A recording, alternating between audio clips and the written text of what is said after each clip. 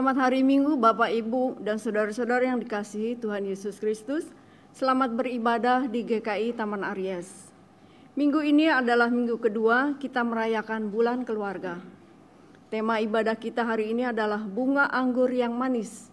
Dan firman Tuhan akan dilayankan oleh Pendeta Rinto Tampu Bolon.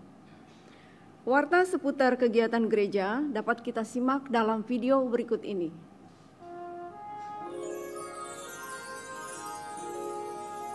Mari kita bersekutu di dalam doa Mazmur yang akan diadakan pada hari Rabu 11 Oktober 2023 pukul 19.30. Renungan dari Mazmur 149 akan dilayankan Pendeta Hizkia Anugrah Gunawan.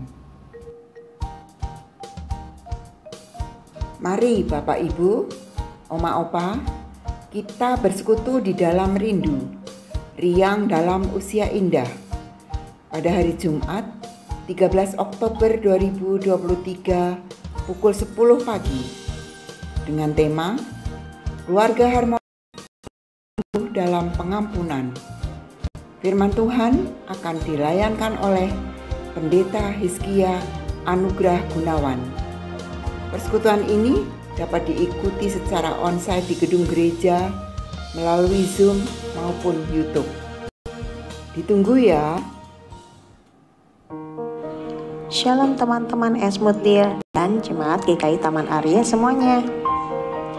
Teman-teman, ternyata mengatur keuangan sedari muda itu penting loh. Yuk kita check up keuangan kita dan belajar mengatur keuangan dari narasumber terpercaya kita, Mario Sediono.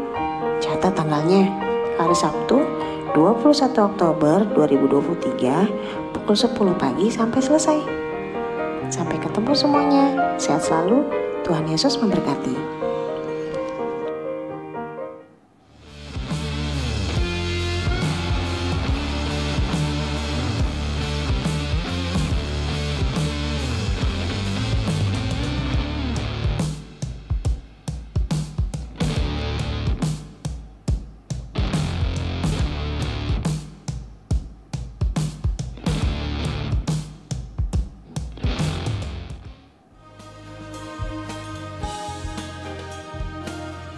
Menyambut Bulan Keluarga 2023, Panitia Bulan Keluarga dan tim Klinik Pratama Karya Kasih memberikan potongan harga bagi Bapak Ibu yang berobat ke Klinik Pratama Karya Kasih.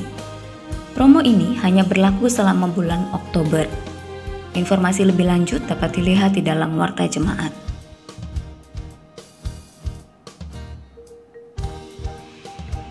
Majelis Jemaat GKI Taman Aries membuka kesempatan bagi jemaat dan simpatisan GKI Taman Aries yang terpanggil untuk memberikan persembahan bunga mimbar.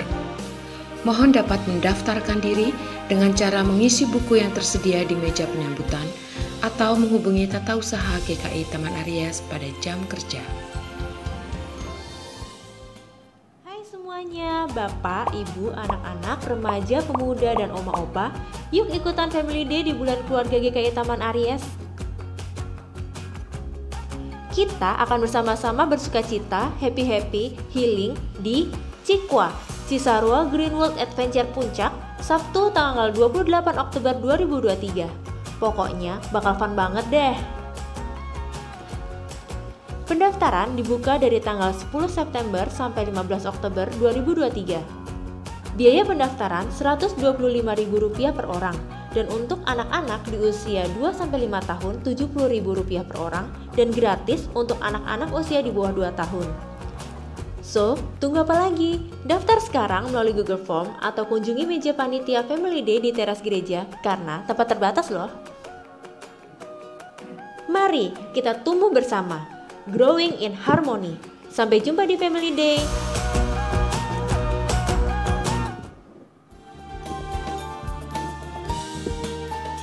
Demikian Warta Lisan hari ini. Keterangan selengkapnya dapat dilihat di Warta Jemaat. Mari kita siapkan hati untuk beribadah.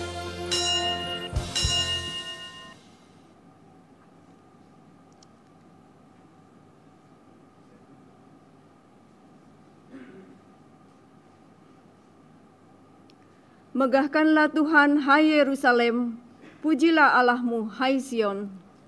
Haleluya. Sungguh bermasmur bagi Allah kita itu baik. Sebab Ia meneguhkan palang pintu gerbangmu dan memberkati anak-anak di antaramu. Indah dan layaklah memuji-muji Tuhan. Ia memberikan kesejahteraan kepada daerahmu dan mengenyangkan engkau dengan gandum yang terbaik. Terpujilah Tuhan.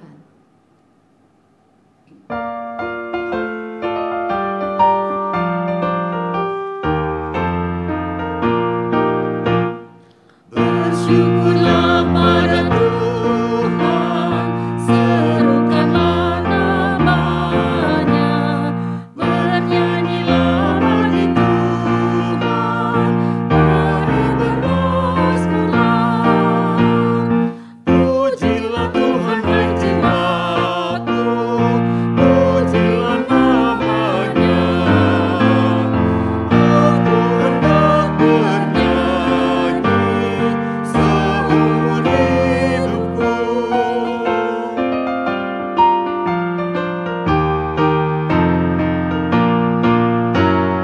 Hatiku siap ya Tuhan, bernyanyi dan bermasmur, karena Engkau maha baik, setia dan benar.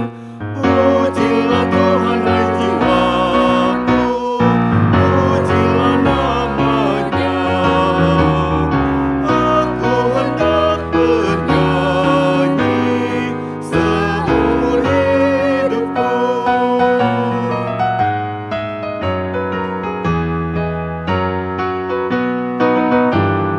Aku hendak mengagungkan Allahku dan Rajaku, dan memuliakan namanya untuk selamanya. Pujilah Tuhan hai jiwaku, pujilah namanya. Aku hendak bernyanyi seumur hidupku. Saudara-saudara, pertolongan kita adalah dalam nama Tuhan yang menjadikan langit dan bumi.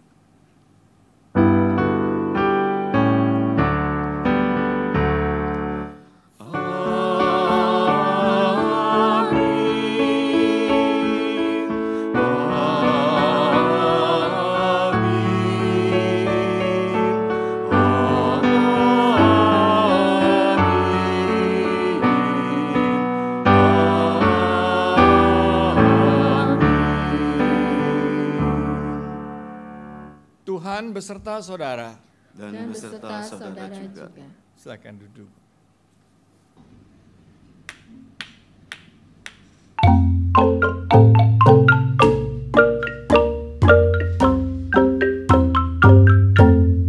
Kasih-Nya seperti sungai, kasih-Nya seperti sungai, kasih-Nya seperti sungai di hatiku.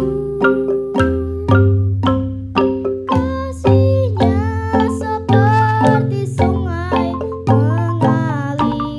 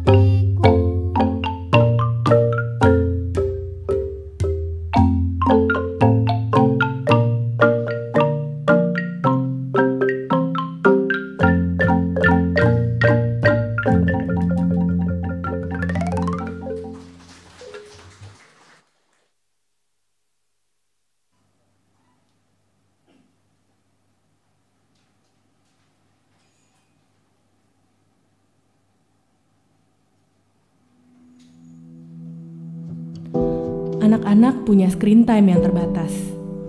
Jelas, tapi apa orang tuanya juga punya? Sepertinya layar kecil ini bisa mendekatkan yang jauh secara jarak, tapi menjauhkan yang ada di depan mata. Tanpa sadar menjadi penutup telinga, juga menutup hati kita. Saat ini harusnya bisa jadi memori masa kecil yang indah, tapi malah membekas jadi luka yang mendalam di hati mereka. Sekali lagi, waktu terus berjalan, dan pilihan akan selamanya ada di tangan kita. Apa kita mau hadir dan berperan sebagaimana Tuhan mau kita lakukan sebagai orang tua, atau terjebak dalam keegoisan dan dunia maya? Mereka tidak akan jadi anak-anak selamanya. Apa yang kita tanam, itulah yang akan menjadi buah untuk mereka. Mana yang mau kita pilih? Mana yang mau kita pilih?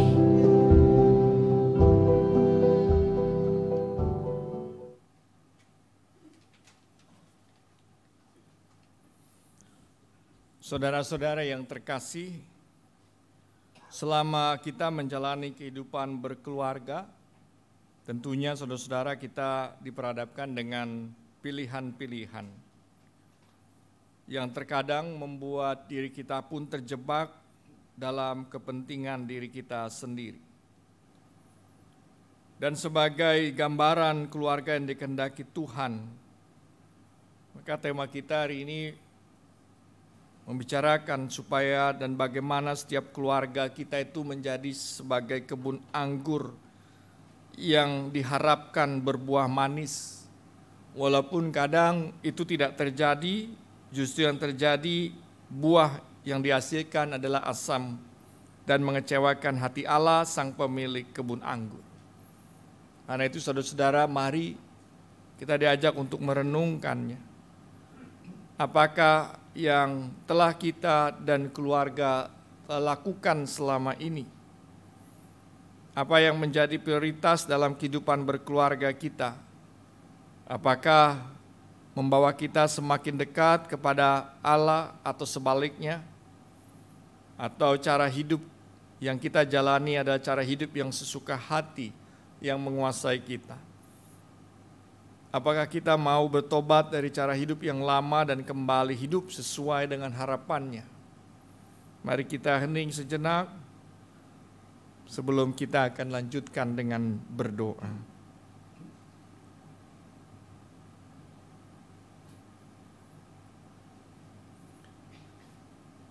Mari kita berdoa. Ya Bapa, kami berseru kepadamu, memohon pengampunan-Mu atas perbuatan kami yang salah. Kepadamulah mata kami tertuju, janganlah campakkan kami. Mampukan kami untuk menjadi penggarap kebun anggur Allah yang baik di dalam keluarga, agar menghasilkan banyak hal yang manis untuk kemuliaan-Mu. Di dalam nama Tuhan Yesus kami berdoa, amin. Supaya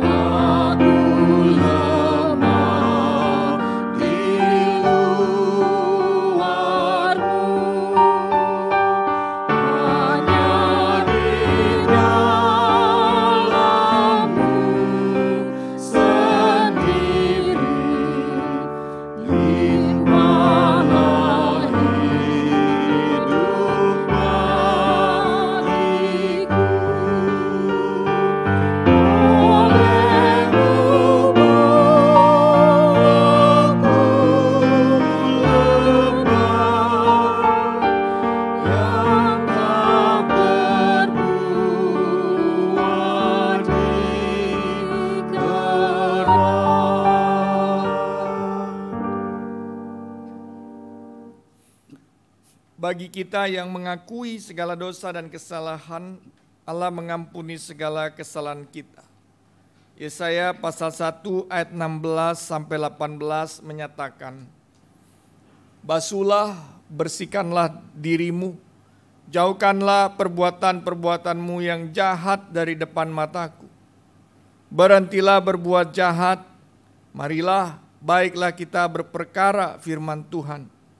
Sekalipun dosamu merah seperti kirmizi, akan menjadi putih seperti salju. Sekalipun berwarna merah seperti kain kesumba, akan menjadi putih seperti bulu domba. Di dalam Kristus engkau telah diampuni. Di dalam Kristus engkau pun telah diampuni. Damai Kristus bagimu. Damai Kristus bagimu juga."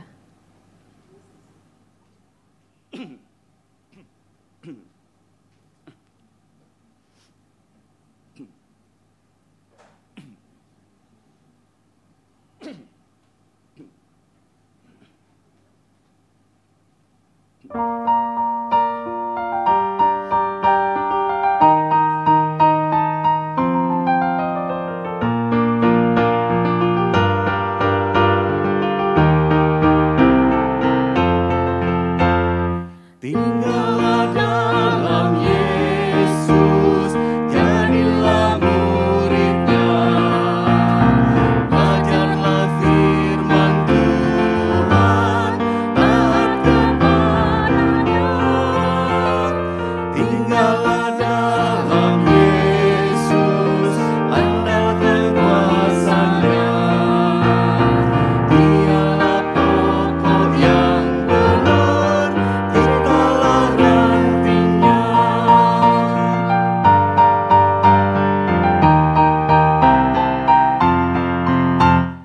Kita sebagai ranting pasti berbuahlah, asal dengan setia tinggal di dalamnya.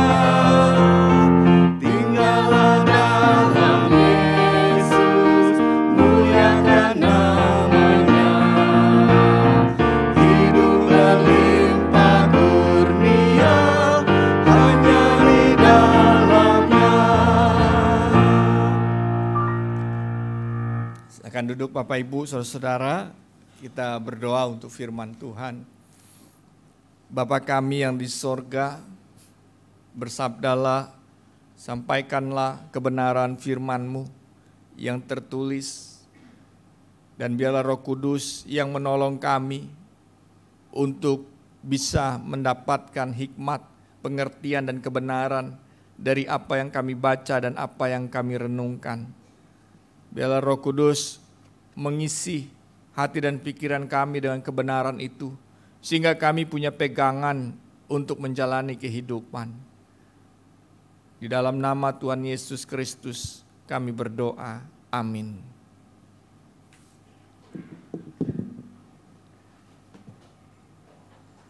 Bacaan pertama terambil dari Yesaya 5 ayat 1 sampai 7. Saya akan membacanya dari Alkitab Terjemahan Baru Kedua. Yesaya 5 ayat 1 sampai 7. Nyanyian tentang kebun anggur. Aku hendak menyanyikan nyanyian tentang kekasihku. Nyanyian kekasihku tentang kebun anggurnya.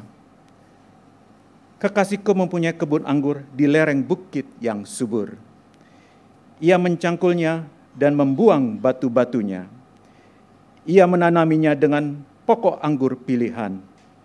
Ia mendirikan sebuah menara jaga di tengah-tengahnya dan menggali lubang tempat memeras anggur.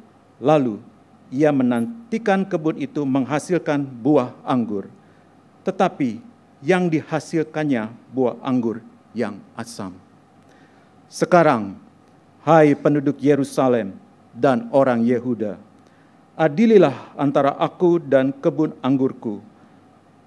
Apakah lagi yang harus diperbuat untuk kebun anggurku itu, yang belum kuperbuat kepadanya? Aku menantikan dia menghasilkan buah anggur. Mengapa yang dihasilkannya hanya buah anggur yang asam? Maka sekarang aku mau memberitahukan kepadamu apa yang hendak kulakukan kepada kebun anggurku itu. Aku akan menebang pagar durinya sehingga kebun itu dimakan habis. Aku akan merobohkannya, temboknya, sehingga kebun itu diinjak-injak. Aku akan menelantarkannya, tidak dirantingi dan tidak disiangi, sehingga tumbuh onak dan duri. Aku akan memerintahkan awan-awan supaya jangan diturunkannya hujan ke atasnya. Sebab kebun anggur Tuhan semesta alam ialah kaum Israel dan orang Yehuda. Ialah tanaman kegemarannya, dinantinya keadilan, tetapi hanya ada kelaliman. Dinantinya kebenaran, tetapi hanya ada keonaran. Demikianlah sabda Tuhan. Syukur kepada Allah.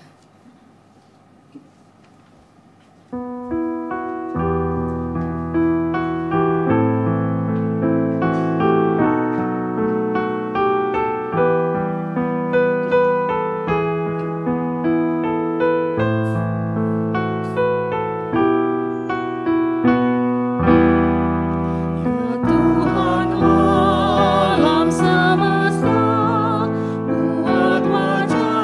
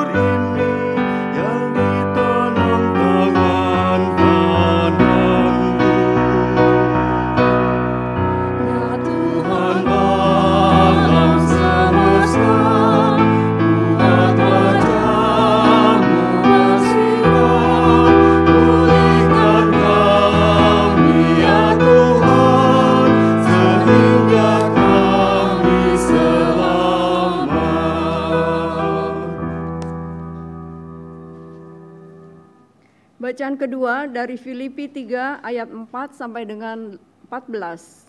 Filipi 3 ayat 4 sampai dengan 14. Sekalipun aku juga ada alasan untuk menaruh percaya pada hal-hal lahiriah, jika ada orang lain menyangka dapat menaruh percaya pada hal-hal lahiriah, aku lebih lagi. Disunat pada hari ke-8 dari bangsa Israel, dari suku Benyamin, orang Ibrani asli, tentang pendirian terhadap hukum Taurat, aku orang Farisi. Tentang kegiatan, aku penganiaya jemaat. Tentang kebenaran dalam mentaati hukum Taurat, aku tidak bercacat. Tetapi apa yang dahulu merupakan keuntungan bagiku, sekarang kuanggap rugi karena Kristus.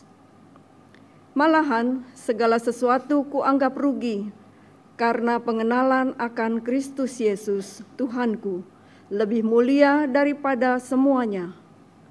Oleh karena Dialah, aku telah melepaskan semuanya itu dan menganggapnya sampah, supaya aku memperoleh Kristus dan berada dalam Dia, bukan dengan kebenaranku sendiri karena mentaati hukum Taurat, melainkan dengan kebenaran karena kepercayaan kepada Kristus, yaitu kebenaran yang Allah anugerahkan berdasarkan kepercayaan. Yang ku kehendaki ialah mengenal Dia dan kuasa kebangkitannya dan persekutuan dalam penderitaannya, di mana aku menjadi serupa dengan Dia dalam kematiannya, supaya aku akhirnya beroleh kebangkitan dari antara orang mati. Bukan seolah-olah aku telah memperoleh hal ini atau telah sempurna, melainkan aku mengejarnya kalau-kalau aku dapat juga menangkapnya, karena aku pun telah ditangkap oleh Kristus Yesus. Saudara-saudara, aku sendiri tidak menganggap bahwa aku telah menangkapnya, tetapi ini telah kulakukan, aku melupakan apa yang telah di belakangku dan mengarahkan diri kepada apa yang di hadapanku, dan berlari-lari kepada tujuan untuk memperoleh hadiah, yaitu panggilan surgawi dari Allah dalam Kristus Yesus. Demikianlah sabda Tuhan.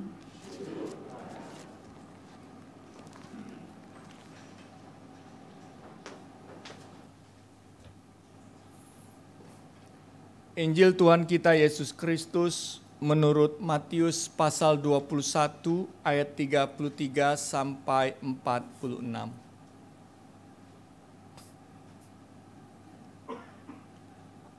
Dengarkanlah suatu perumpamaan yang lain.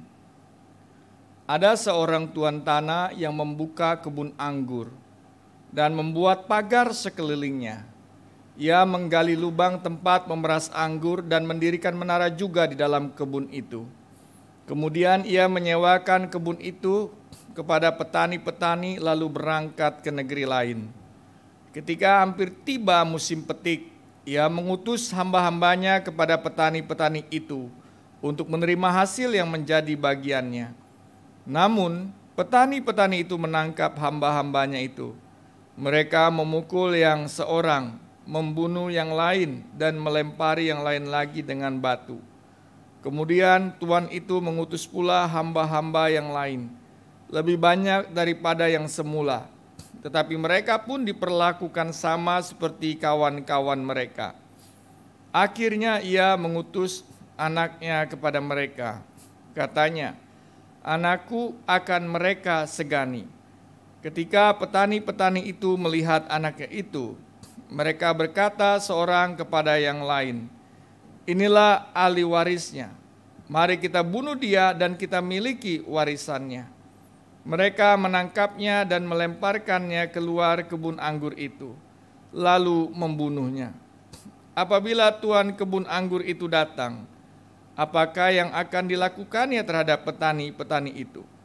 Kata mereka kepadanya, ia akan membinasakan orang-orang jahat itu, dan kebun anggurnya akan disewakannya kepada petani-petani lain yang akan menyerahkan hasilnya kepadanya pada waktunya. Kata Yesus kepada mereka, belum pernahkah kamu baca dalam kitab suci, batu yang dibuang oleh tukang-tukang bangunan telah menjadi batu penjuru. Hal itu terjadi oleh karena Tuhan, suatu keajaiban di mata kita. Sebab itu aku berkata kepadamu bahwa kerajaan Allah akan diambil dari kamu dan akan diberikan kepada suatu bangsa yang menghasilkan buah kerajaan itu. Siapa saja yang jatuh ke atas batu ini, ia akan hancur, dan siapa saja yang ditimpa batu ini, ia akan remuk. Ketika imam-imam kepala dan orang-orang Farisi mendengar perumpamaan-perumpamaan Yesus, maka mengertilah bahwa merekalah yang dimaksudkannya. Mereka mencari jalan untuk menangkap dia, tetapi mereka takut kepada orang banyak, karena orang banyak itu menganggap dia nabi. Demikianlah saudara-saudara, Injil Tuhan Yesus Kristus berbagai kita yang mendengar dan yang memeliharanya dalam hidup hari lepas hari.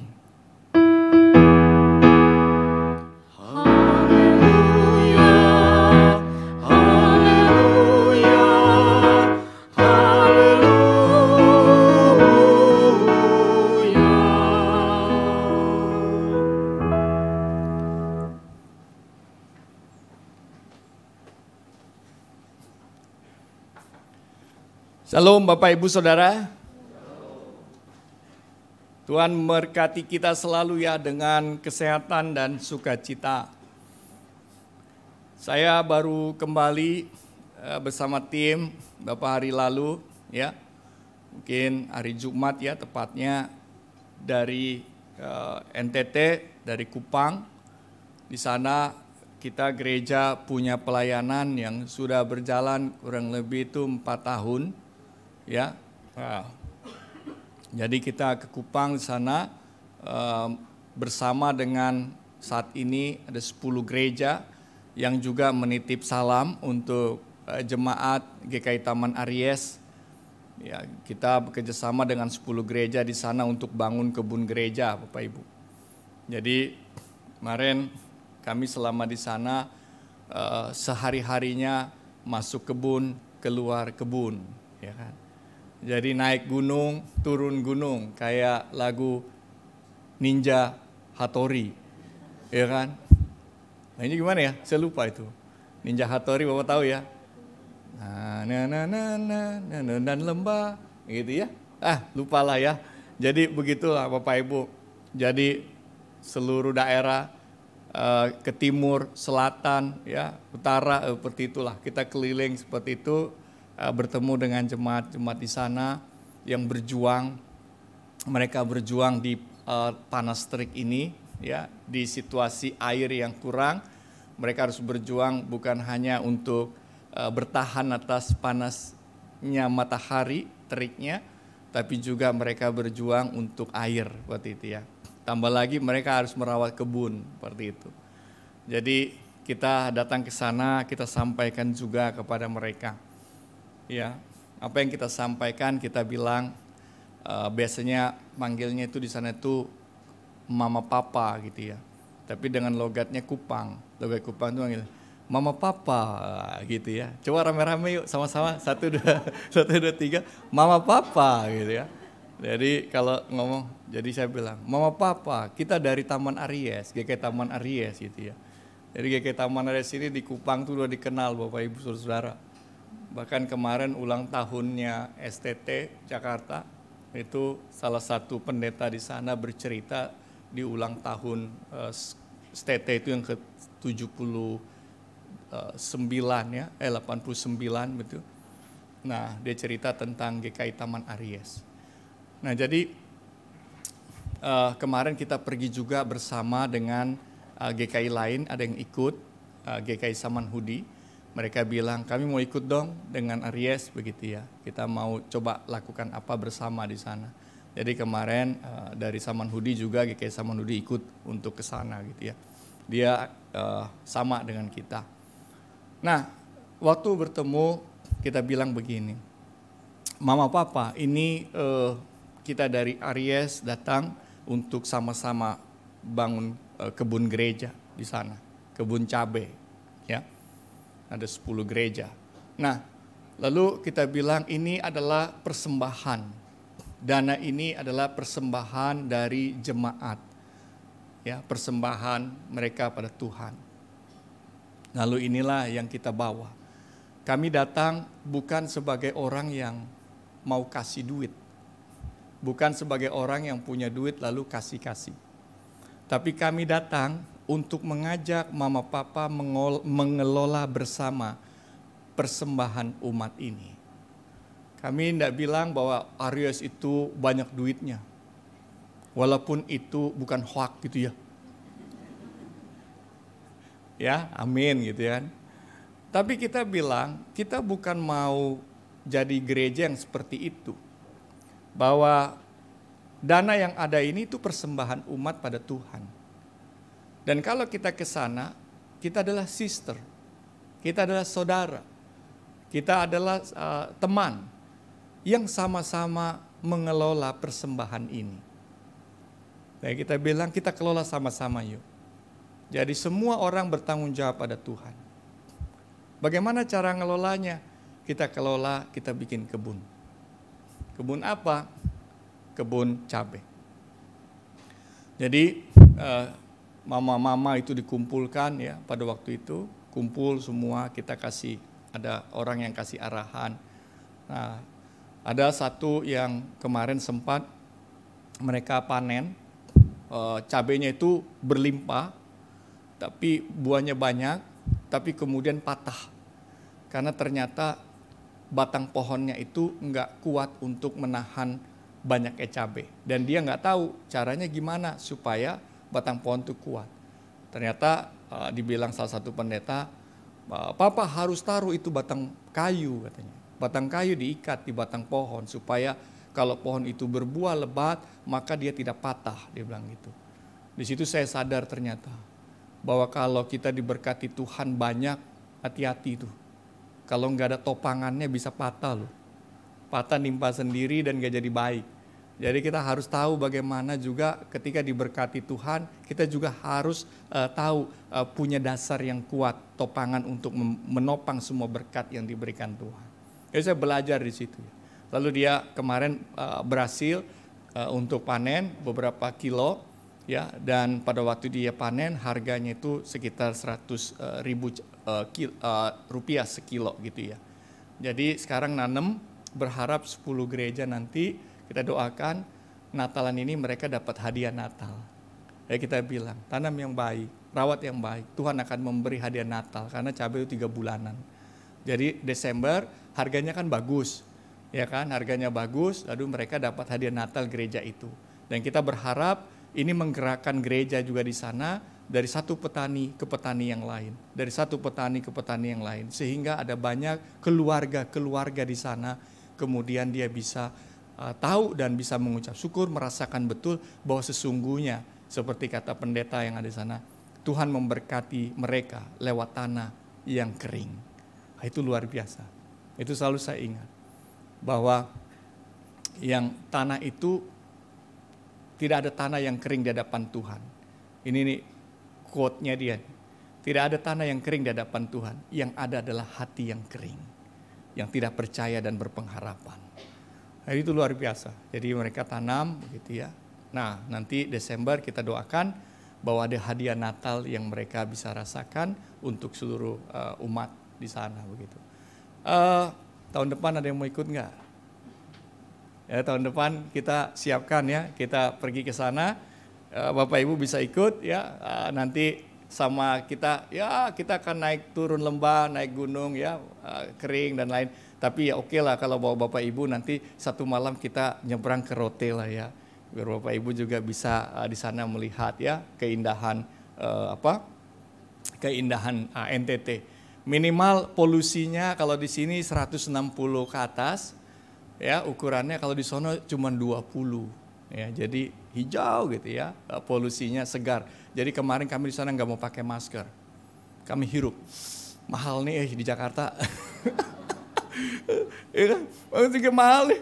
Wah, puas-puasin lah ngirup ya, lumayan gratis di sana. Itu anugerah Tuhan tuh ya, begitu. Nah itu dapat salam kita semua, kita doakan ya Bapak Ibu. Nah melihat keluarga-keluarga yang ada di sana juga tentu melihat keluarga-keluarga yang ada di sini. Bahwa kehidupan kita di bulan keluarga ini kita merenungkan tentang bagaimana keluarga kita ini di hadapan Tuhan. Seperti itu. Jadi kalau saya perhatikan Bapak Ibu, sungguhnya kalau diperhatikan, ya kalau diperhatikan gitu ya, keluarga-keluarga ini tuh kita tuh punya 5 tipe keluarga jenis ya, tipenya itu. Jadi kalau diperhatikan ada keluarga-keluarga itu yang masuk dalam disebut dengan tipe kejadian. Nah, apa sih tipe kejadian? Ini keluarga hidupnya aman, nyaman, sejahtera, baik-baik aja. Nah, tapi dia baru ingat Tuhan tuh kalau sesuatu terjadi dalam hidup mereka. Jadi ketika bisnis lancar, semua dia sibuk aja sama bisnisnya. Tuhannya udah lupa lah. Ketika usaha lancar, semuanya untung melulu, ya kan? Nah, itu udah lupa Tuhan. Pokoknya waktu sama Tuhan itu jadi sesuatu yang tidak terpikirkan.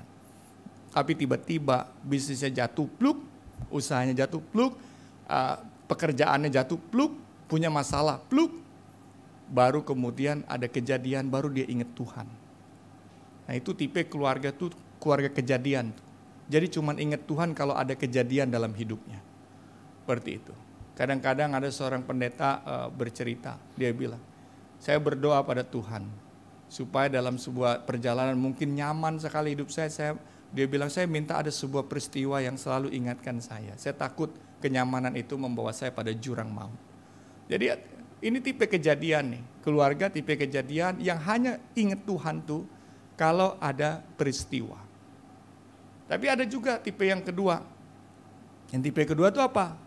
Tipe yang kita sebut saja tipe keluarga keluaran. Masalah banyak, pergumulan banyak. Tapi kemudian dia hanya sadar, dia hanya mau mengakui Tuhan itu ada, Kristus itu baik kalau masalahnya selesai. Jadi dia kalau udah keluar dari masalah baru bisa bilang, iya ya Tuhan itu ada ya. Tapi kalau lagi punya masalah, aduh saya selalu nanyain Tuhan, selalu persoalkan Tuhan. Mana Tuhan ini? Terus begitu. Baru kalau misalnya udah selesai, baru dia omong, oh iya Tuhan ternyata ada ya. Nanti punya masalah lagi, balik lagi, udah begitu persoalkan lagi. Nanti kalau udah selesai baru dia bilang, oh iya Tuhan ada. Jadi Tuhan ada itu diukur dari masalahnya selesai atau tidak. Dia keluar dari masalah itu. Jadi imannya iman seperti itu. Nah itu keluaran tuh. Lalu ada yang berikut, pasti tahu dong. Yang berikutnya apa? Imamat. Ya. Nah, imamat ini tipe keluarga yang dia terus memperhatikan seperti kitab Imamat. Bicara tentang kekudusan hidup. Jadi mereka belajar terus untuk jaga kekudusan mereka, untuk tumbuhkan kekudusan mereka sebagai sebuah keluarga, sebagai sebuah pribadi. Mereka selalu buat koridor-koridor dalam kehidupan mereka. Nah itu yang keluarga-keluarga tipe imamat tuh. Nah lalu ada keluarga yang tipe disebut dengan bilangan tuh. Nah bilangan tuh Bapak Ibu pernah baca kitab bilangan gak? Kan bacanya males tuh ya. Isinya angka semua kan. Hitung urutan ini, wah si ini, bilangan, dibilang-bilang lah pokoknya gitu ya. Seperti itu. Nah jadi bilangan ini apa? Bisa dikatakan gini, keluarga yang selalu menghitung-hitung dengan Tuhan. Jadi sesuatu keluarga yang bisa dikatakan tipikal ini adalah segala sesuatu itu diperhitungkan ya dengan Tuhan. Berkat Tuhan selalu dihitung-hitung sama dia, mana berkatnya, seberapa besar, kecil dan lain sebagainya. Jadi imannya itu bergantung pada hitungan daripada kalkulasi dirinya terhadap apa yang Tuhan beri pada dia. Kalau misalnya banyakkan ya dia bilang makasih ya Tuhan. Kalau turun, aduh gimana sih gitu. Jadi iman itu selalu di situ, dihitung perhitungan. Begitu juga di dalam kaitannya dengan kepada Tuhan. Dia selalu menghitung segala sesuatu, tapi tidak untuk dirinya, tapi kepada Tuhan dia akan hitung. Lalu terakhir nih, itu yang disebut dengan keluarga apa? Ulangan nih. Nah ini tipikal keluarga ulangan nih. Keluarga ulangan tuh gimana? Ini keluarga suka banget ngulang-ngulang persoalan, ngulang-ngulang pertengkaran. Udah ngomong, udah bertengkar gitu, udah damai ya, udah selesai nih. Nanti dia nggak kuat, dia akan ngulang lagi tuh pertengkaran lagi, persoalan. Jadi setiap hari ribut melulu. Kenapa ribut? Karena selalu ngulang-ngulang persoalan dan permasalahan. Saya ngulang-ngulang terus begitu. Nah, ini tipikal keluarga yang umum ya. Kita namakan begitulah ya, seperti itu. Ada nggak di Alkitab namanya? Ya nggak ada. Tapi ya itu kita kategorikan gambarannya biar mudah begitu ya. Nah, kita keluarga yang mana begitu. Tapi jauh lebih dari itu, kita bertanya juga, lalu Tuhan kalau keluarga saya itu di hadapan Tuhan itu apa? Kita bertanya tuh, kalau di hadapan Tuhan, keluarga saya ini apa? Nah kalau begitu kita bisa tahu cari di dalam Alkitab. Pembacaan leksioneri kita menunjukkan, ya, memberitahu pada kita bagaimana sebuah keluarga itu di hadapan Allah dipandangnya sebagai apa. Nah kalau kita membaca di dalam Alkitab, keluarga itu di mata Tuhan itu, keluarga kita itu, keluarga umat itu di hadapan Allah itu dipandang, dibahayati, digambarkan sebagai kebun anggur Allah. Jadi keluarga saya itu kebun anggur Allah. Keluarga Bapak Ibu itu kebun anggur Allah. Dan kebun anggur Allah ini bukan kebun anggur Allah yang tidak dipandang. Ya, mungkin kalau sekarang kalau ke Kupang namanya kebun cabai kali ya. Tapi enggak ya, kebun anggur dia bilang. Kebun anggur Allah itu. Apa yang dikatakan oleh Alkitab? Bagaimana Allah begitu sangat perhatiannya, betapa Allah sangat pedulinya pada kebun anggur itu. Jadi Allah itu dikatakan di situ memiliki sebuah hal yang dia kerjakan untuk kebun itu. Kalau dari Yesaya tuh kita lihat di situ ya. Allah kemudian membuat ya, membuat tanah yang baik, tempat yang baik seperti itu untuk mereka. Untuk tumbuh tunas-tunas anggur itu. Bukan hanya itu, tapi kemudian Allah juga membuat perlindungan di situ. Jadi dia bukan menyediakan tanah yang terbaik, yang penuh nutrisi, tetapi juga Allah menyediakan sebuah perlindungan untuk kebun itu. Begitu cara Allah untuk betul-betul peduli pada kebun anggur itu. Tapi kemudian Allah mengingatkan bahwa di tengah-tengah pemeliharaan itu, di tengah-tengah perlindungan, di situ Allah menaruh sebuah tempat yang disebut dengan tempat pemerasan anggur. Apa artinya tempat pemerasan anggur Bapak Ibu? Tempat pemerasan anggur itu mau menunjukkan bahwa kebun yang dikasih Allah itu diisi dengan pengharapan. Jadi tempat pemerasan itu merupakan mau menyatakan tentang pengharapan yang Allah taruh begitu pada kebunnya. Sehingga Allah berharap ketika suatu waktu nanti panen ini tiba, lalu pemerasan anggur-anggur itu masuk dalam pemerasan, maka dia menghasilkan sebuah minuman anggur yang manis yang membawa sebuah sukacita. Anggur yang baik, anggur yang terbaik, dan anggur yang indah bagi semua. Jadi itu sebuah tempat pemerasan di situ. Tapi ini tidak dipahami Bapak Ibu oleh umat di dalam Yesaya. Kalau kita baca ini Yesaya 5. Apa yang ada terjadi dalam kehidupan orang-orang di Yesaya 5 itu. Jadi mereka diingatkan oleh Tuhan. Sampai kemudian kita lihat ada pengharapan Allah di situ. Tapi ternyata pengharapan Allah ini tidak terpenuhi. Nah, kenapa mereka tidak menjadi keluarga yang menghasilkan buah anggur yang manis, tapi sebaliknya asam? Kalau kita baca konteksnya di situ dalam Alkitab, maka ceritanya itu begini. Yesaya 5 itu mau menggambarkan bahwa mereka tidak mampu, tidak mau menjadi keluarga yang menghasilkan buah yang manis. Karena mereka itu makmur dalam ketidaksetiaan pada Allah. Jadi di dalam konteks Yesaya 5 itu umat itu tuh makmur Bapak Ibu. Sejahtera. Bisnis lancar, usaha baik, pertanian hasilkan situasi yang oke. Mereka bisa bekerja dengan aman. Itulah gambaran Allah. Aku memberikan tanah yang baik buat engkau, buat tanah yang baik engkau tumbuh subur dan di situ bertumbuh di situ. Tetapi Tuhan kemudian juga menjaga, berikan perlindungan pada mereka supaya mereka bisa untuk berbisnis, mereka bisa berusaha, mereka bisa berdagang, mereka bisa bertani, mereka bisa hidup dengan tidur nyenyak di dalamnya, dalam bersama dengan keluarganya. Tapi yang terjadi ironis, kisah anggur ini tuh kisah kesedihan Allah. Pohon anggur ini, perumpamaan ini juga. Karena ketika mereka hidup dalam kesejahteraan, hidup dalam kemapanan, hidup dalam kemakmuran, tapi justru di situ mereka melupakan Tuhan. Mereka tidak melihat ada sebuah pengharapan yang Tuhan berikan. Mereka merasa bahwa pertumbuhan ini adalah pertumbuhan karena kami, karena saya, karena upaya saya. Mereka tidak memperhatikan bahwa sebuah pohon itu tumbuh baik karena Allah menumbuhkan, memberikan nutrisi yang baik melalui apa yang mereka tidak lihat. Melalui akarnya Allah memberikan nutrisi yang baik. Memelihara dengan cara yang ajaib, dengan cara yang tak terlihat mata. Dia memberikan matahari untuk kemudian memberikan fotosintesis. Dia memberikan hujan. Semua itu tidak dipandang. Tuhan memberikan perlindungan sehingga mereka bisa bekerja dengan baik. Tuhan memberikan perlindungan sehingga mereka bisa bersama keluarganya. Makan bersama dengan keluarganya tanpa perlu kekhawatiran. Mereka bisa berdagang dengan yang lain, berusaha. Semua itu ada dalam perlindungan. Tapi mereka tidak melihat itu. Kemakmuran, kesejahteraan membuat mereka tidak setia pada Allah.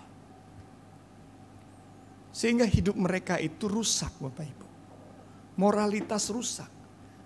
Bayangin, hidup dalam kesejahteraan diberkati Tuhan, tapi kok moralnya rusak. Mereka menjadi ponga, mereka menjadi sombong, mereka menjadi angkuh, mereka tidak peduli, mereka hanya ingin kepentingan dirinya sendiri. Karena itu ada suatu firman Tuhan yang sangat tajam sebetulnya kepada mereka. Bagaimana Allah mengatakan pada mereka begini, aku akan mengganti kebun anggurku, aku akan menggantikanmu dengan kebun anggurku yang lain. Allah itu sedih. Allah sangat sedih pada umat yang diberkati tetapi kemudian dia tidak setia dalam berkat yang Tuhan telah beri. Ini menyedihkan. Karena itu firman Tuhan ini juga mengingatkan kita, Bapak Ibu. Seringkali kita semakin lama hidup dalam kesejahteraan, hidup dalam kemapanan. Seringkali kemapanan itu bertambah, kesejahteraan bertambah, tetapi kedekatan kita pada Tuhan itu semakin kendur. Hati-hati, itu menyedihkan. Seringkali kita tidak sadar bahwa di dalam kemapanan dan kesejahteraan yang kita terima, di situ ada pemeliharaan dan perlindungan Tuhan yang melingkupi. Sehingga ada banyak orang yang kemudian hidup dalam kesejahteraan, tetapi berkat-berkat Tuhan ini kemudian membuat dia malah memakainya untuk hal-hal yang buruk. Hal-hal yang rusak. Tuhan tidak pernah berkati kita supaya kita rusak, Bapak Ibu. Tuhan tidak pernah berkati setiap pekerjaan tangan kita supaya kita punya hasil dan hasil itu kita gunakan untuk merusak kehidupan kita. Kalau Tuhan memberikan itu berlimpah, maka kita harus kuat topangannya. Seperti pohon cabai itu. Kalau enggak kita akan rubuh karena kita enggak punya topangan. Semakin sejahtera kita harus semakin ingat Tuhan. Semakin makmur, kita harus tahu bagaimana menggunakan kemakmuran kita untuk kemuliaan Tuhan. Semakin kita diberkati dengan banyak hal, maka semakin itu kita harus semakin hati-hati menggunakannya untuk jadi buah yang manis.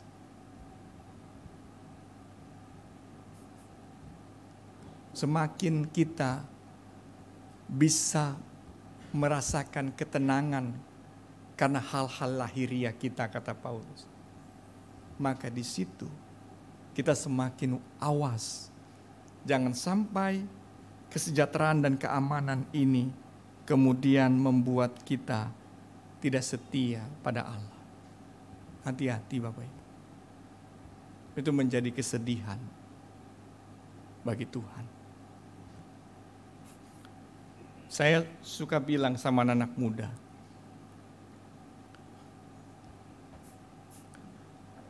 kalau kamu diberkati Tuhan melalui pekerjaanmu, maka uang yang kamu terima itu kamu harus gunakan dalam pertanggungjawaban imanmu. Maaf nih, saya mau ngomongnya agak susah sih, ngomongnya berat nih. Ya. Tapi enggak apa-apa lah ya, saya bilang begini, langsung to the point. Kamu punya hasil dari pekerjaanmu, jangan kau pakai itu untuk pergi ke panti pijat. Untuk hal-hal memuaskan hasrat badanimu.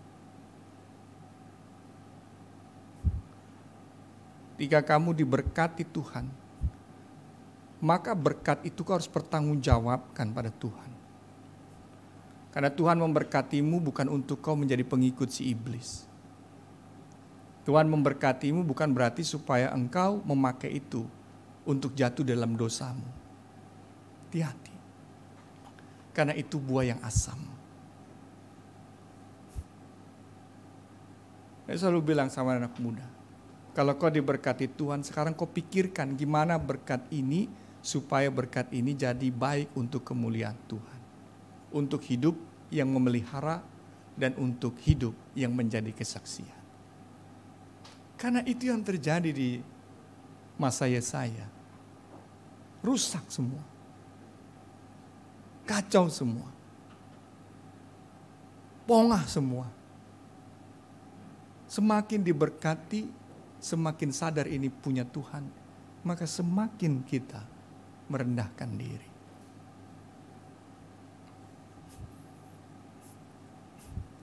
Seorang tokoh sosiologis bernama Max Weber, dia bilang begini, kenapa sih Eropa itu maju? Dulu begitu ya. Tokoh lain bilang, seorang bernama Karl Marx bilang, karena alat-alat industri, alat-alat untuk produk itu tersedia, lengkap, dia bilang. Tapi Max Weber ini bilang, bukan. Karena pada saat itu, setiap umat, mereka hidup bertanggung jawab terhadap berkatnya kepada Tuhan. Bapak Ibu tahu bagaimana mengubah situasi pada waktu itu? Calvin bicara tentang itu. Dia bicara bahwa ketika kau diberkati, kau harus bertanggung jawab terhadap berkat itu. Dulu sebelum mereka mengerti firman Tuhan, ketika mereka punya berkat, apa yang mereka pakai? Buat mabuk, buat berjudi, buat yang tidak-tidak. Semua itu habis begitu saja. Tapi kemudian Calvin bilang, ada sebuah etik yang kamu harus punya dalam hidup yang berangkat dari iman. Akhirnya apa? Pada waktu mereka mendapat berkat, mereka tidak menggunakan itu untuk semua itu. Mereka mau pakai lagi buat berjudi, mereka takut. Ini dari Tuhan, bukan usahaku. Mereka mau kemudian menggunakan itu untuk mabuk-mabukan, mereka takut. Untuk hal-hal yang lain mereka takut. Karena mereka takut dan menghargai berkat Tuhan. Lama-lama kemudian berkat itu terkumpul ternyata. Lalu kemudian ketika mereka terkumpul, lalu mereka bertanya, terus gimana berkat ini? Udah berkumpul terus mau diapain? Nah disitulah kemudian, lalu gereja mengatakan, berkat yang terkumpul ini kau harus pakai untuk jadi berkat. Bagaimana caranya? Lalu kemudian mereka memakai berkat itu untuk membuat sebuah usaha baru. Sehingga orang lain itu bekerja di sana. Lalu kemudian dapat lagi keuntungannya di situ. Mereka bertanggung jawab. Lalu memakai. Dan disitulah kemudian yang disebut dengan Protestan etik. Berkembang, jemaat itu semua mengimani itu. Jemaat itu melakukan rame-rame lakukan itu. Disitulah muncul kemudian Eropa itu mulai berkembang. Yang kita dengar dengan sekarang istilahnya itu kapitalisme. Tetapi kapitalisme yang berbeda dulu berangkat bukan dari kerakusan, tetapi dari tanggung jawab pada Tuhan. Bapak Ibu, keluarga kita harus ada di situ. Keluarga kita pasti diberkati Tuhan. Saya amin itu, amin. Yakin. Saya tidak percaya kalau orang sudah ditenun Allah dari dalam rahim ibunya, dia boleh hidup lalu Tuhan biarkan dia. Saya nggak percaya itu. Sampai masa tuanya firman Tuhan, aku akan menggendong dia. Tapi bagaimana supaya jangan sampai kesejahteraan, berkat dan kemakmuran yang Bapak Ibu terima, itu buat Bapak Ibu jadi jauh dari Tuhan. Jangan. Makin dekat sama Tuhan. Pakai yang ada itu, lalu kemudian pikirkan setiap berkat yang diterima, bagaimana ini jadi kemuliaan bagi Tuhan. Kita harus lakukan itu. Supaya buah kita tidak asam dan menyedihkan. Lalu yang kedua, dalam Injil, kita lihat ada penggarap-penggarap kebun anggur. Sebetulnya penggarap ini kalau kita baca cerita Injil, mereka itu nggak menyewa, nggak jadi penyewa. Bayangkan betapa baiknya Tuhan itu. Kalau kita baca dalam ayat 33, di situ tuh dibilang begini, si Tuhan itu sudah menyediakan semua, dia sudah siapkan semuanya. Lalu kemudian dia serahkan. Si penggarap ini apa? Penggarap ini tidak mengeluarkan apapun untuk membangun kebun itu. Jadi dia cuma diserahkan, nih sekarang saya serahkan kamu rawat. Lalu nanti hasilnya bagi untuk sukacita bersama. Dia diingatkan dia tuh hanya orang yang diajak Allah untuk kemudian apa? Menjadi teman mitra Allah untuk menggarap kebun yang Allah sudah sediakan. Tapi hatinya jahat. Kenapa dia dibilang jahat? Karena dia mau mengubah posisinya. Bahwa dia mau menjadi pemilik dari kebun itu. Padahal Allah tidak pernah menjadikan dia pemilik. Kebun itu milik Tuhan. Milik Allah Bapa itu. Tapi dia mau ubah posisi. Dia mau kebun ini untuk dirinya. Bukan untuk dipersembahkan pada Allah. Yang terjadi di situ Bapak Ibu. Ketidaksadaran inilah yang dilihat Tuhan itu jahat. Dia tidak bisa mau menyadari bahwa kebun ini tuh milik Tuhan. Dia mau jadikan aset pribadinya. Padahal itu bukan punyanya.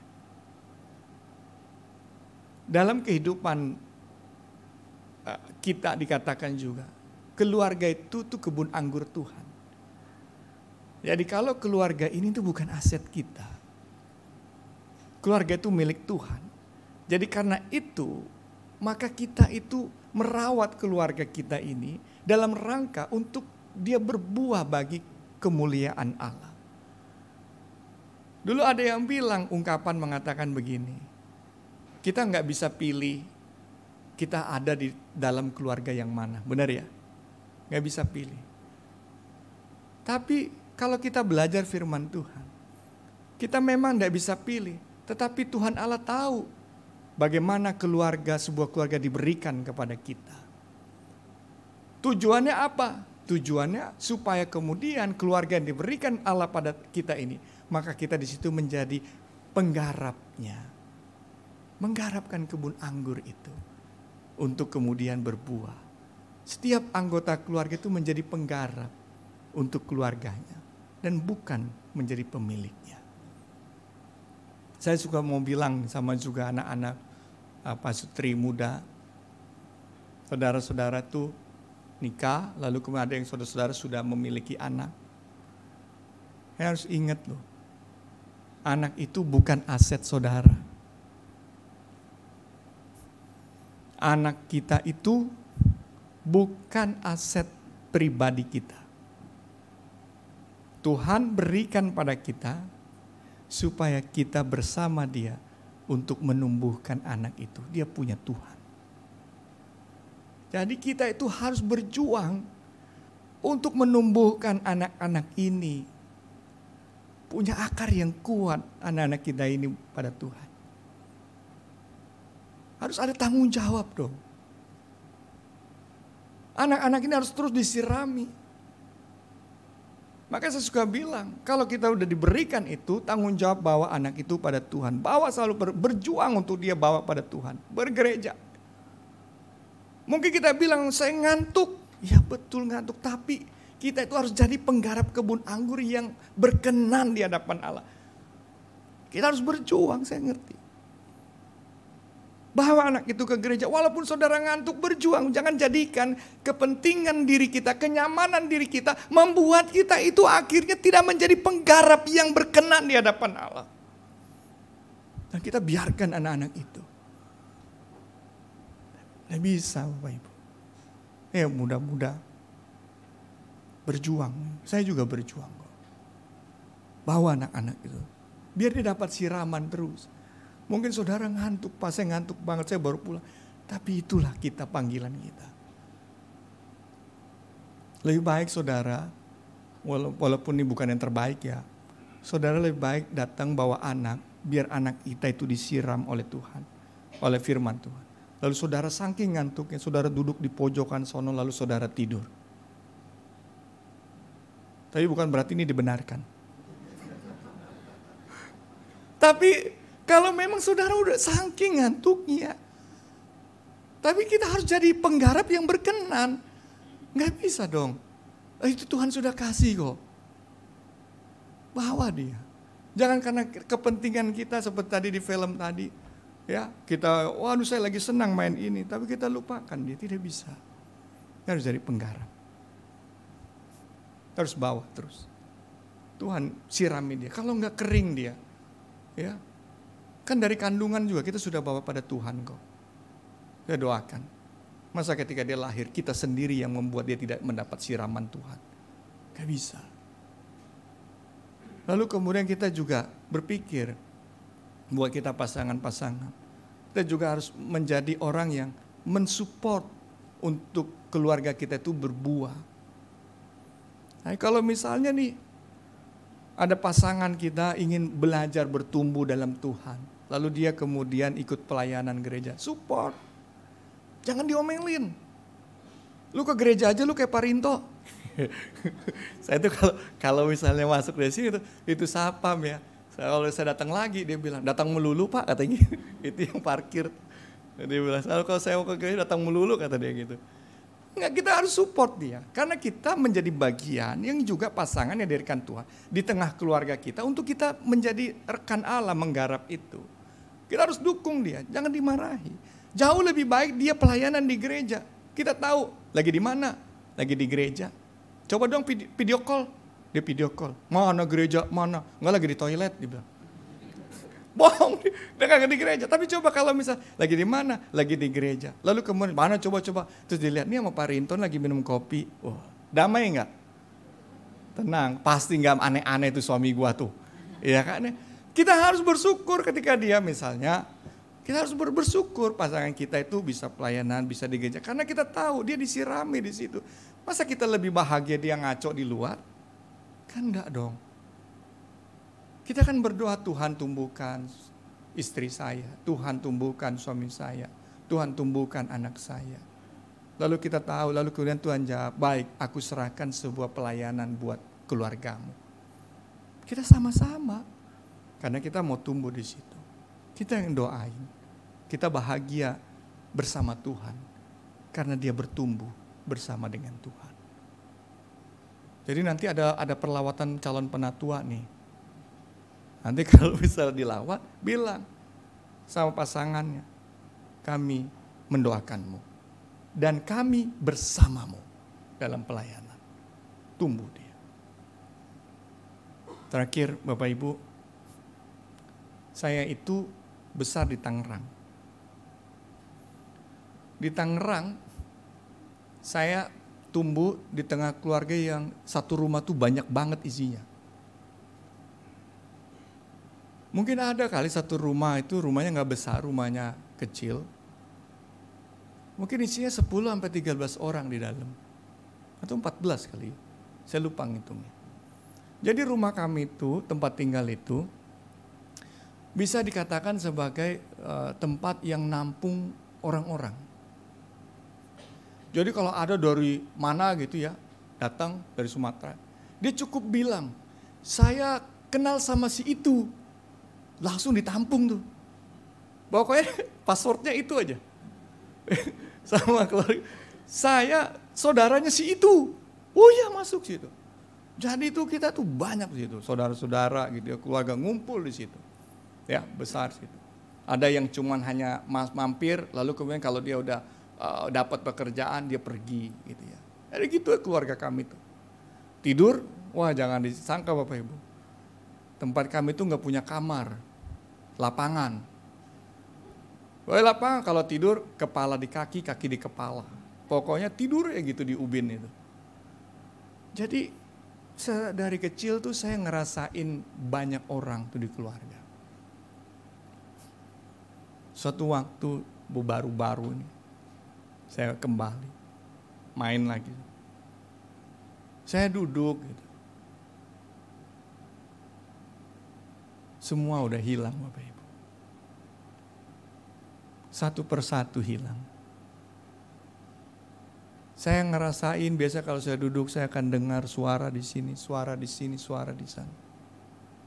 Satu-satu Tuhan panggil mereka. Hingga kalau saya ada di sana, saya kadang suka menangis. Sepi. Mereka tidak ada lagi. Dan kadang saya berpikir di situ, begitu cepatnya Tuhan waktu ini. Dan itu yang kemudian membuat saya juga berpikir pada anak-anak, keluarga.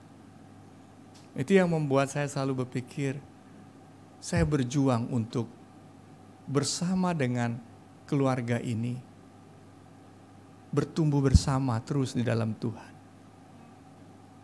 Karena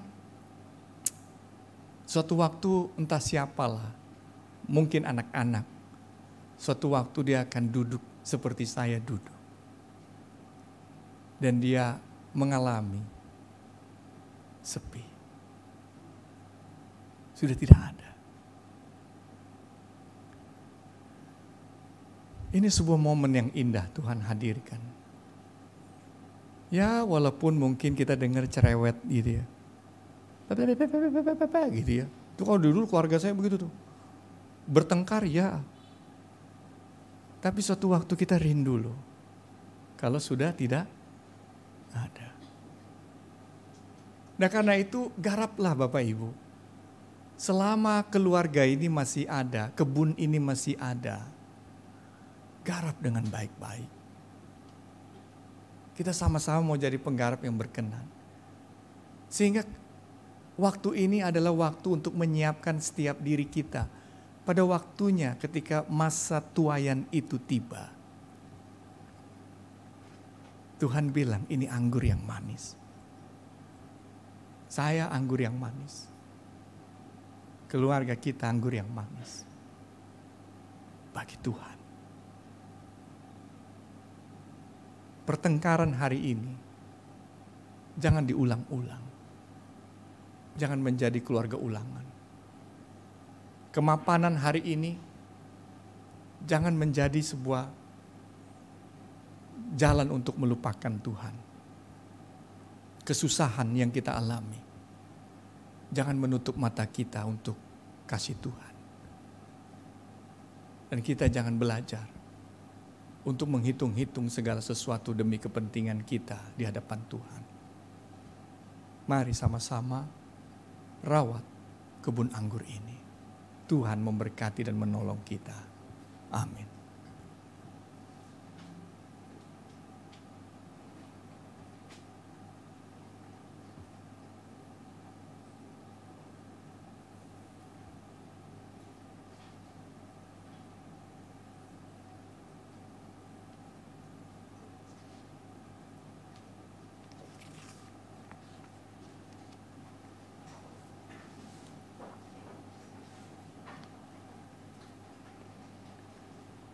Marilah kita bersama dengan umat Allah di masa lalu, masa kini, dan masa depan, mengingat janji baptisan kita dengan mengikrarkan pengakuan iman rasuli. Aku percaya kepada Allah, Bapa yang Maha Kuasa, Khalik langit dan bumi, dan kepada Yesus Kristus, Anaknya yang tunggal Tuhan kita, yang dikandung dari Roh Kudus, lahir dari anak darah Maria, yang menderita sengsara di bawah pemerintahan Pontius Pilatus, disalibkan, mati dan dikuburkan, turun ke dalam kerajaan maut. Pada hari yang ketiga, bangkit pula dari antara orang mati, naik surga, duduk di sebelah kanan Allah, Bapa yang Maha Kuasa. Dan dari sana ia akan datang untuk menghakimi orang yang hidup dan yang mati. Aku percaya pada Roh Kudus, gereja yang kudus dan am, persekutuan orang kudus, pengampunan dosa, kebangkitan orang mati, dan hidup yang kekal. Amin.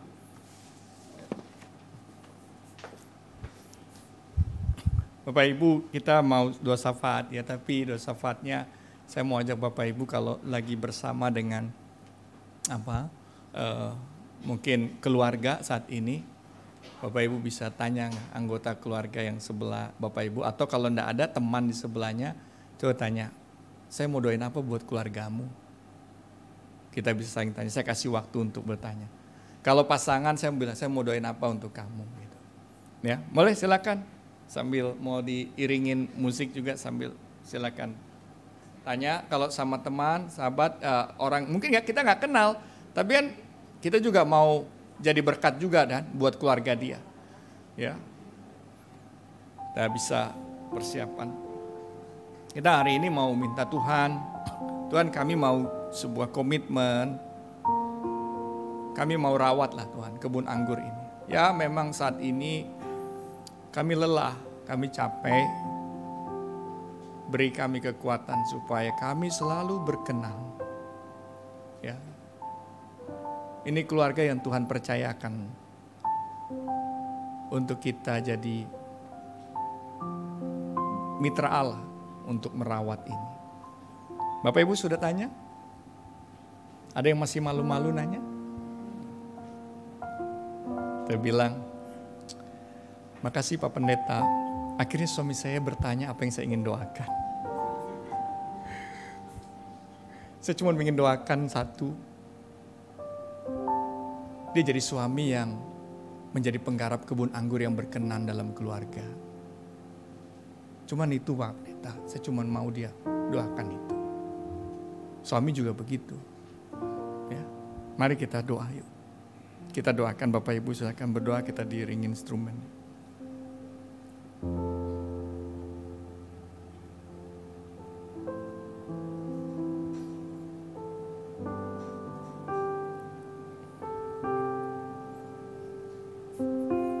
Terima kasih Tuhan Yesus, Kau berikan kami keluarga.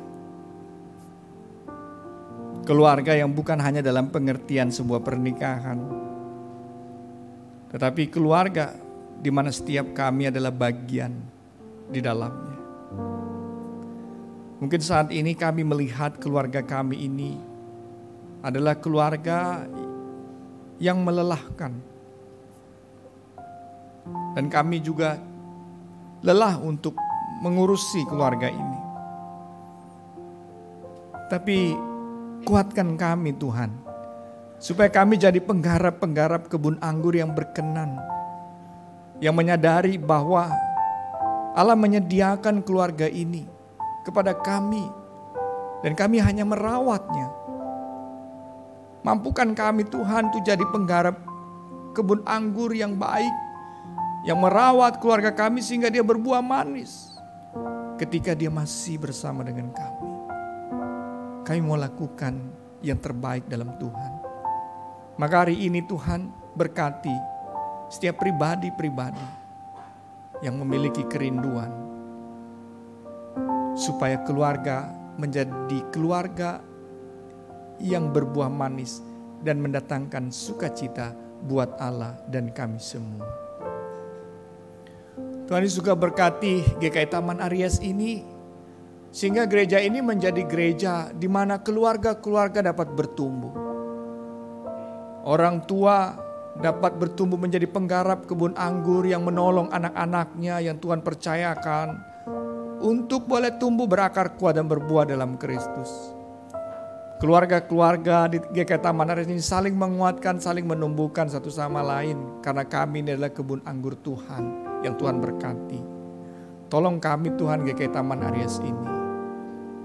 Juga tolong bangsa dan negara kami dan dunia ini, agar dunia dan negeri ini juga menjadi kebun anggur yang baik. Kebun anggur yang berbuah manis, penuh damai, penuh sukacita dalam berkat dan pemeliharaan Tuhan. Terima kasih, biarlah doa-doa setiap kami pada saat ini menjadi doa komitmen kami, doa harapan kami, yang kami hanya naikkan di dalam nama Tuhan Yesus Kristus kami berdoa. Amin. Bapak Ibu yang bersama keluarga boleh peluk dong ya, sama dia ya, anak apa. Tapi kalau yang di sebelah bukan ya jangan ya. Nanti kesempatan nih Pak Rito, wah saya ngajarin dosa nih ya. Kita bilang kita sama-sama ya jalan Tuhan. Tuhan berkati kita Bapak Ibu.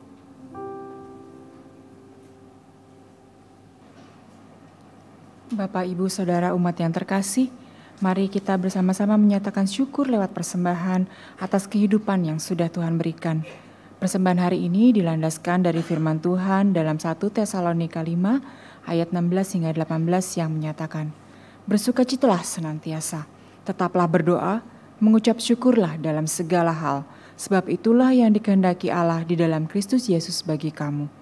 Bapak Ibu dapat membawa persembahan syukur dengan cara mengirimkannya melalui rekening GKI Taman Aries dengan scan kris yang tertera di layar atau memasukkan amplop persembahan di kantong persembahan yang diedarkan selama pelayanan persembahan.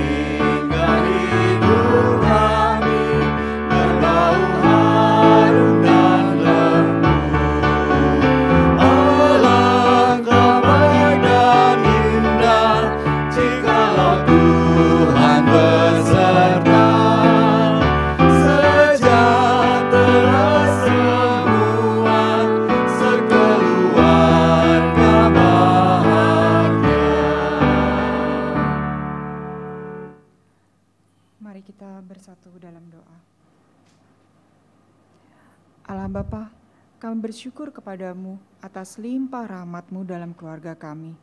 Biarlah ucapan syukur ini terus bergema memenuhi kehidupan kami ya Tuhan. Saat ini kami membawa persembahan syukur kami kepadamu. Ya Kristus, berkatilah. Kiranya persembahan ini dapat dipakai untuk menolong sesama kami yang dekat maupun jauh. Supaya hidup kami berbuah dan indah di hadapan-Mu. Berilah roh hikmat-Mu yang memimpin dalam pengelolaannya. Di dalam nama Tuhan Yesus Kristus kami sudah berdoa. Amin.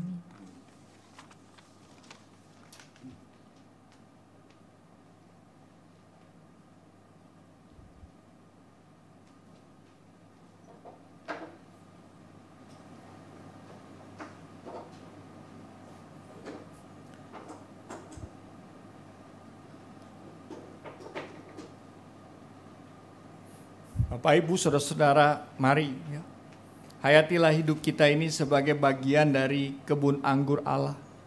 Mari kita menjadi penggarapnya yang berkenan dan bertumbuh di dalam keluarga kita sehingga keluarga kita menghasilkan buah anggur yang manis. Bertumbuh bersama dalam pimpinan Tuhan supaya selalu berbuah manis dalam kehidupan yang harmoni.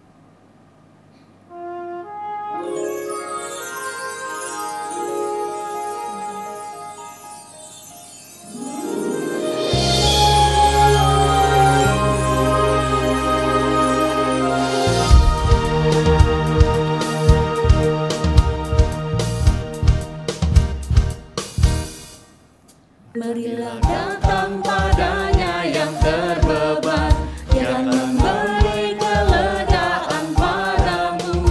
Jangan keraskan hatimu, hai kawan, lepaskanlah segala egomu. Rasakan cinta kasih keluargamu, takut akannya peganglah selalu.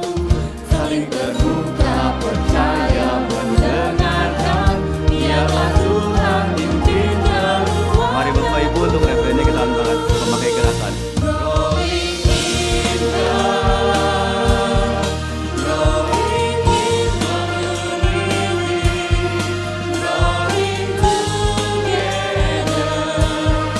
together we can. Growing in God, growing in community, growing together we can in harmony. Rasakan cinta kasih keluargamu, takut akannya peganglah selalu. Saling terbuka, percaya, mendengarkan, biarlah Tuhan pimpin keluargamu. Growing in God, growing in community, growing together, together we can. Growing in God, growing in community, growing together, together we can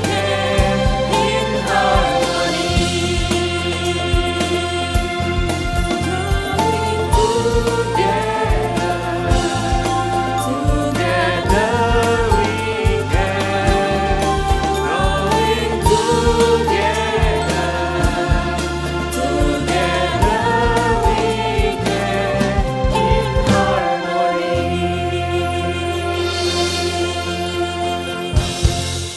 Dengan sukacita mari arahkan hatimu kepada Tuhan. Kami mengarahkan hati kami kepada Tuhan. Jadilah saksi Kristus. Syukur kepada Allah. Terpujilah Tuhan. Kini dan selamanya. Terimalah berkat-Nya. Kiranya Allah sang pemilik kebun anggur memberkatimu dan keluargamu dengan rahmat-Nya. Kiranya Kristus memenuhimu dengan cinta kasih-Nya untuk merawat keluarga dengan baik supaya berbuah manis. Kiranya Roh Kudus menolong memampukan setiap anggota keluarga bergerak untuk bertanggung jawab menjadi berkat bagi sesama. Berkat dari Allah Bapa, Anak dan Roh Kudus menyertaimu di sepanjang hidup dari kini sampai selama-lamanya.